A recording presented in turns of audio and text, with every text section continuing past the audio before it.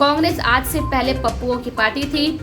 उन्हें राजनीति करने नहीं आती, उन्हें प्लान बनाने नहीं आते। उन्होंने इतना बड़ा प्लान बनाया कि देश की सबसे नंबर 1 पर चल रही टीआरपी रेटिंग के हिसाब से चैनल पर ऐसा हथकंडा, ऐसा हथौड़ा बजाया कि वो चैनल जो है टीआरपी स्कैम में फंस चुका है। एक लड़की को आधी रात को यूपी पुलिस प्रशासन की मौजूदगी से और बिना परिजनों की मंजूरी से, बिना उनकी मौजूदगी के रात के 2:30 बजे जला दिया जाता है।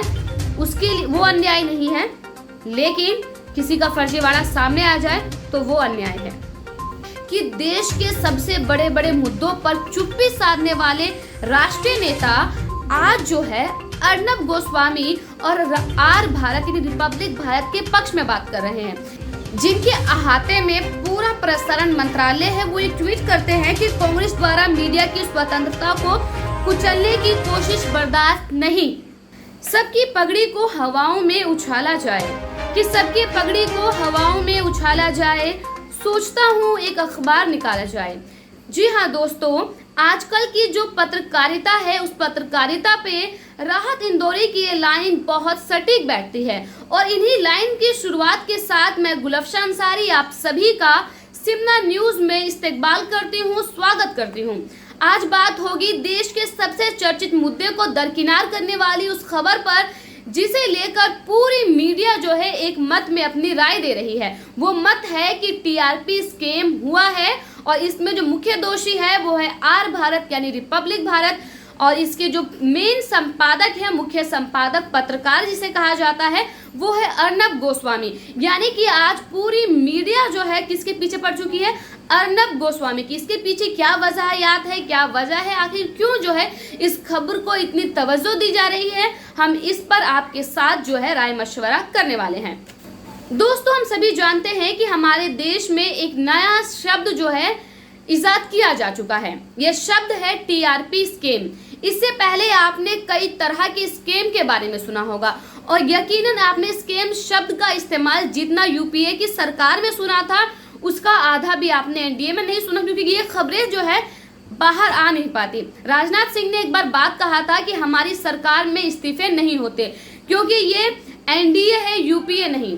ऐसा नहीं है कि इस सरकार में कोई फर्जीवाड़ा नहीं हुआ, किसी तरह का कोई स्कैम नहीं हुआ, बावजूद इसके किसी मंत्रियों का इस्तीफा ना होना, किसी स्कैम का बाहर ना आना, ये बात नहीं है कि यहाँ पर बिल्कुल तटस्थ तरीके से काम किया जा रहा है, लोकतंत्र को माना जा रहा है, लोकतंत्र को लोकतांत्रिक तरीके से क्रियान्वयन किया जा रहा है। बल्कि ये है कि आज जिस तरह की मीडिया हमारे सामने खबरें परोस रही है, वो यकीनन सवाल पैदा करने वाली है।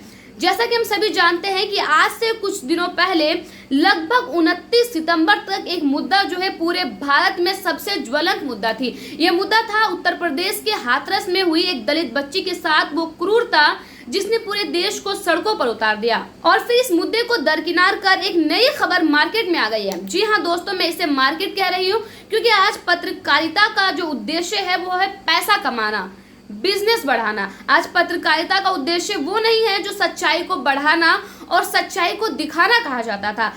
तो दोस्तों, बात करते हैं अपनी उसी ट्रैक पर वापस आते हैं टीआरपी स्कैम पर। दोस्तों, सबसे पहले बात करते हैं कि टीआरपी स्कैम क्या है। टीआरपी स्कैम यानी कि टेलीविजन रेटिंग पॉइंट, एक ऐसा पॉइंट जिसके थ्रू ये आकलन किया जाता है कि पूरे देश में सर्वमान्य चैनल कौन सा है और देश की जनता किस चैनल को देखना सबसे ज्यादा पसंद करती है। आज से 18 साल पहले तक और यकीनन आज तक 2020 से पहले तक ये ओहदा जो है सिर्फ और सिर्फ एक चैनल के वर्चस्व में था। इस एक चैनल का दबदबा बाकी तमाम मीडियाओं पर सबसे ज्यादा था, वो है आज तक यानी इंडिया टुडे। इंडिया टुडे इसी का प्लेटफॉर्म है आज तक, और ये उपलब्धि वो बीते 18 सालों से प्राप्त कर रहा था। हमारे देश में आज तक की व्यूअरशिप को सबसे ज्यादा बताई जाती थी। लेकिन दोस्तों, महज 18 महीने पहले आए नेशनल टेलीविजन रिपब्लिक भारत ने ऐसी पत्रकारिता की कि आज की जो 2020 की जो रेटिंग पॉइंट्स जो आए थे, टीआरपी की जो पॉइंट आए थे, उसमें सबसे अव्वल दर्जे पर प्राथमिकता जिसे दी गई थी वो चैनल था रिपब्लिक भारत। रिपब्लिक भारत को अगर हम अर्नब गोस्वामी का चैनल कहें या रिपब्लिक बनाम अर्नब गोस्वामी कहें तो कोई अतिशयोक्ति नहीं होगी, क्योंकि अर्नब गोस्वामी की बदौलत ही जो है रिपब्लिक भारत को ये मुकाम हासिल हुआ है। ये आज से पहले सभी जानते थे और सभी इस बात को मानते थे, लेकिन यकीनन कहीं ना कहीं अर्नब गोस्वामी की जो पत्रकारिता हमने देखी है और हम आए दिन देखते हैं जिस तरह का उनका रवैया देखा जाता है एज अ पत्रकार, एज अ जर्नलिस्ट, वो जिस तरह की पत्रकारिता करते हैं वो पत्रकारों को ही कटघरे में खड़ा करता है। आर भारत पर उनका एक प्रोग्राम चलता है, पूछता है भारत।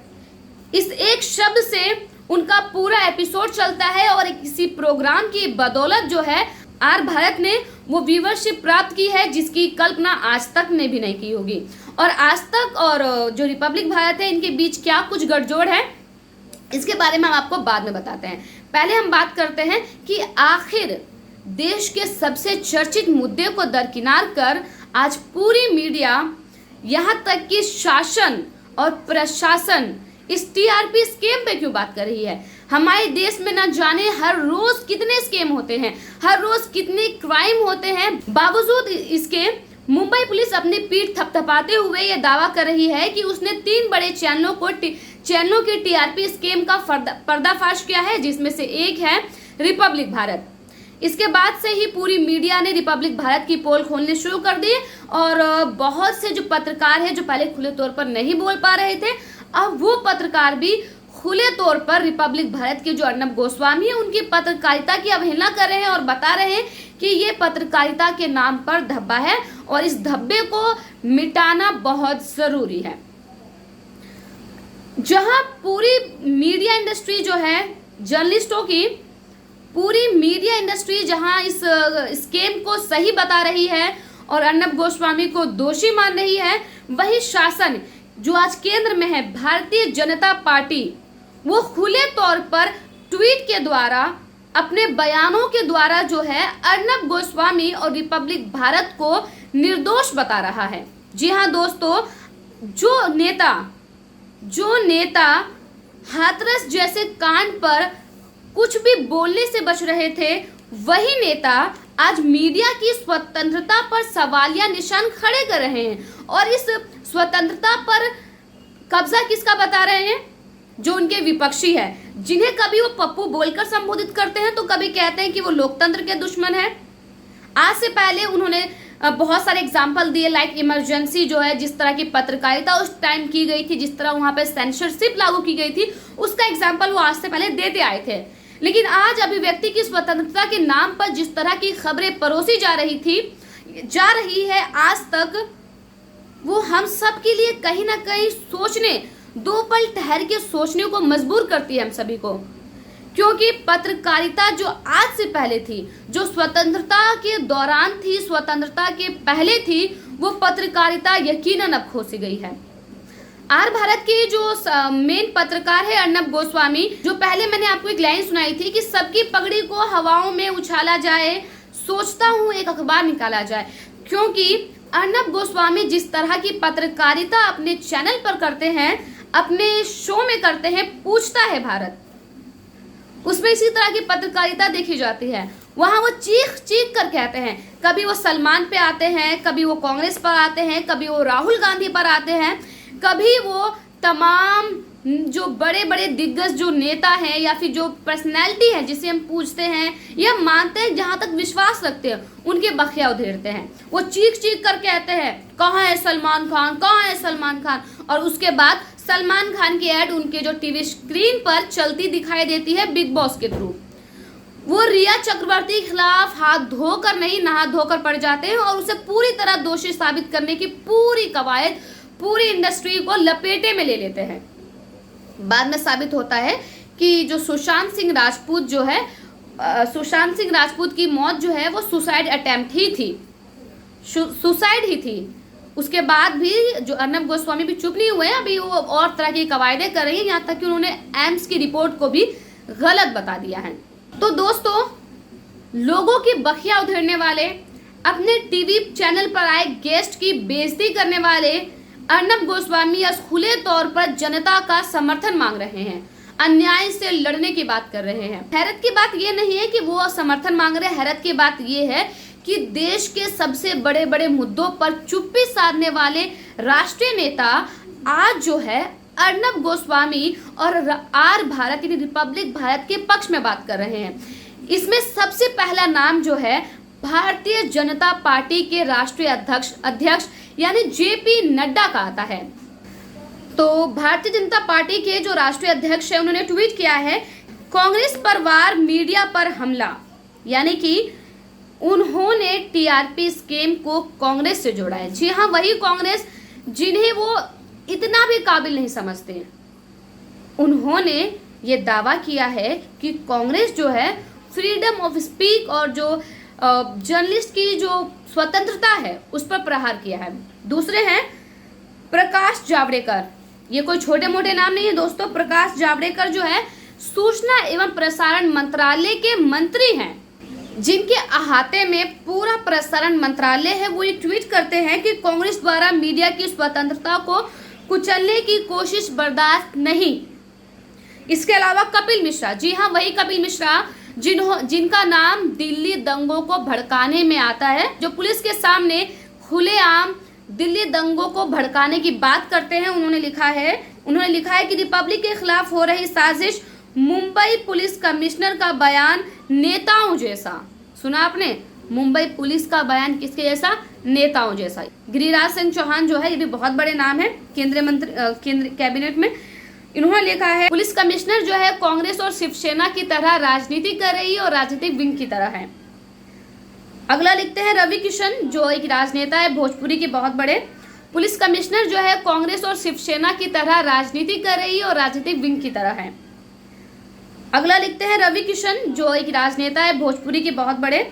उन्होंने लिखा है सच को आंच नहीं, पूरा देश आपके साथ है। कौन सा देश है, मुझे तो ये समझ में नहीं आता। एक वो थे जो पूछता है भारत के नाम से हमेशा बेतुके सवाल को उठाकर लाते थे, और एक ये कह रहे कि पूरा देश उनके साथ है। एक और नेता है रामदास अठावले, बिहार के बहुत चर्चित नाम है। वो लिखते हैं रिपब्लिक के साथ अन्याय नहीं होना चाहिए। यार, देश में इतने बड़े बड़े मुद्दे होते हैं कि लड़की को आधी रात को यूपी पुलिस प्रशासन की मौजूदगी से और बिना परिजनों की मंजूरी से, बिना उनकी मौजूदगी के रात के 2:30 बजे जला दिया जाता है। उसके लिए वो अन्याय नहीं है, लेकिन किसी का फर्जीवाड़ा सामने आ जाए तो वो अन्याय है। इसके अलावा बहुत से नाम जैसे कि पायल घोष और जेडी बख्शी के समेत ही ऐसे कई नेताओं के नाम हैं जो खुले तौर पर अर्नब गोस्वामी को अपना समर्थन दे रहे हैं और इस स्कीम को जो है कांग्रेस से जोड़ रहे हैं। कांग्रेस आज से पहले पप्पुओं की पार्टी थी। उन्हें राजनीति करने नहीं आती, उन्हें प्लान बनाने नहीं आते। उन्होंने इतना बड़ा प्लान बनाया कि देश की सबसे नंबर 1 पर चल रही टीआरपी रेटिंग के हिसाब से चैनल पर ऐसा हथकंडा, ऐसा हथौड़ा बजाया कि जो वो चैनल जो है टीआरपी स्कीम में फंस चुका है। याद रखिए कि बीजेपी के नेता जो खुले तौर पर आज जिसका समर्थन कर रहे हैं, मीडिया पर जो स्वतंत्रता की बात करें, मीडिया की स्वतंत्रता की बात जो करें, ये वही चैनल है और ये वही नेता हैं बीजेपी के जिन्होंने कुछ समय पहले भाजपा के सबसे वरिष्ठ पद पर तैनात प्रधानमंत्री नरेंद्र मोदी के खिलाफ खबर चलाए जाने को लेकर मीडिया पर ही सवाल खड़े किए थे और यहाँ तक कि एनडीटीवी जैसे समाचार चैनल को ब्लैकआउट करने की बात कही थी। तब वहाँ मीडिया की स्वतंत्रता पर सवाल नहीं खड़े किए जा रहे थे। तब वहाँ मीडिया की स्वतंत्रता को खत्म नहीं किया जा रहा था, बल्कि राष्ट्रभक्ति दिखाई जा रही थी, या यूं कहे कि मोदी भक्ति दिखाई जा रही थी। कहीं ना कहीं जो लोग पक चुके थे अर्नब गोस्वामी की काय से पूछता है भारत से, उन्हें थोड़ी राहत जरूर मिली है। और इसके साथ ही मैं अर्नब गोस्वामी जैसे महान शख्सियत से ये उम्मीद करती हूँ कि इस स्कीम में नाम फंसने के बाद उनकी थोड़ी जो काय जो है ना, थोड़ी स्लो हो जानी चाहिए। उनका जो पीक है बोलने का वो थोड़ा कम हो जाना चाहिए, क्योंकि इतना बोलना यकीनन एक पत्रकार को शोभा नहीं देता। वो पत्रकार जो नेशनल मीडिया की कमान संभाले हो। आज हम सभी बेशक टीआरपी की बात कर रहे हैं, टीआरपी स्कीम की बात कर रहे हैं, लेकिन दोस्तों यहाँ पर जो चर्चा करने वाली बात है या निष्कर्ष जो निकलता है वो ये निकलता है कि आज हम बेशक टीआरपी स्कीम के नाम पर कई खबरों को देख रहे हैं, चला रहे हैं, बना रहे हैं, लेकिन आज जो आवाज़ मीडिया उठा रहा है बिना जनता की परमिशन लिए, आज जनता को उससे इंटरेस्ट है कि नहीं, जनता देखना चाहती है कि नहीं चाहती, ये सब सवाल को दरकिनार कर आज मीडिया जो है इसे फर्स्ट प्रायोरिटी पर दे रहा है। उसने कभी फेक न्यूज़ को लेकर प्रायोरिटी नहीं दी, उसने कभी फेक न्यूज़ के खिलाफ नहीं बोला, फेक खबरें खुद चलाई, फेक खबरें खुद परोसी और हम खुद फेक खबरों का हिस्सा बने हैं। फेक खबरें, फेक प्रशासन, फेक राजनीति और न जाने क्या क्या, लेकिन आज हम फंस चुके हैं फेक टीआरपी। हो सकता है इसमें भी कोई एजेंडा रहा हो, क्योंकि टीआरपी की रेटिंग से कुछ नहीं होता। टीआरपी की रेटिंग से बस इतना होता है कि न्यूज़ चैनल की कमाई क्या है वो उनके टीआरपी पर निर्भर करती है। अगर वो टीआरपी की रेटिंग के हिसाब से नंबर 1 के हिसाब पर है, इसका मतलब है कि उन्हें मिलने वाली एडवर्टीजमेंट जो है उसको, उसमें जो रकम मिलेगी वो बहुत भारी भरकम होगी। यानी कि टीआरपी रेटिंग से डायरेक्ट प्रत्यक्ष रूप से जनता या व्यूवर्स का कोई कनेक्शन नहीं है। टीआरपी का आकलन भी तकरीबन 1000 दर्शकों के द्वारा किया जाता है, जिसमें उनके टेलीविजन को मॉनिटर किया जाता है और इसे मॉनिटर करता है इंडियन टेलीविजन ऑडियंस मेजरमेंट। पल पल की अपडेट रखता है कि कौन सा शख्स जो है किस चैनल को ज्यादा प्रायोरिटी दे रहा है, और इसके लिहाज पर जो कुछ आकलन सामने आते हैं उसे फिर 30 से गुणा कर उसे पूरी जनता पर, पूरे देश के आवाम पर थोप दिया जाता है। ये इसके मेजरमेंट का तरीका है टीआरपी का। इसलिए दोस्तों, टीआरपी स्कैम में पूरी तरह ना घुसकर आप ये सोचें कि टीआरपी स्कैम के जरिए किस खबर को नज़रअंदाज किया जा रहा है, किस खबर से लोगों का ध्यान भटकाने की कोशिश की जा रही है। वो खबर है हाथरस का वो ज्वलंत मुद्दा, जिसका सामने आना, दोषियों के नाम का सामने आना, प्रशासन की कार्रवाई का सामने आना, प्रशासन की जवाबदेही का सामने आना बहुत ज़रूरी था, जिसे अब पीएफआई जैसे शब्द का इस्तेमाल कर पूरी तरह से उसका रुख जो है मोड़ दिया गया है। और अब जो है, अब योगी यानी कि उत्तर प्रदेश के मुख्यमंत्री योगी आदित्यनाथ ये कह रहे हैं कि बाहरी दबाव की वजह से जो है कुछ इस्लामिक संगठनों ने उनकी इमेज को खराब करने के लिए राज्य में दंगे भड़काने की कोशिश की है। कितना बेतुका बयान है योगी आदित्यनाथ का। अगर आप सोचें समझें कि किस तरह की पत्रकारिता हम देख रहे हैं तो ये बहुत ही गहरी बात है। टीआरपी की स्कीम से बाहर आए और फेक टीआरपी को दरकिनार कर फेक न्यूज़ पर तवज्जो डालें, ताकि आप जो खबरें देखें वो सटीक हो, स्पष्ट हो, सही हो और पूरी तरह सच्चाई हो उस खबर में। आज के लिए फिलहाल इतना ही। आप बने रहे सिमना न्यूज़ के साथ। मुझे दीजिए इजाज़त। वीडियो पसंद आने पर वीडियो को लाइक, शेयर और चैनल को सब्सक्राइब करना बिल्कुल ना भूलें। धन्यवाद। जनहित से जुड़ी चुनिंदा खबरों को जानने के लिए सब्सक्राइब करें सिमना न्यूज़ को और बेल आइकन को दबाना ना भूलें। वीडियो पसंद आने पर लाइक, शेयर और कमेंट करना ना भूलें।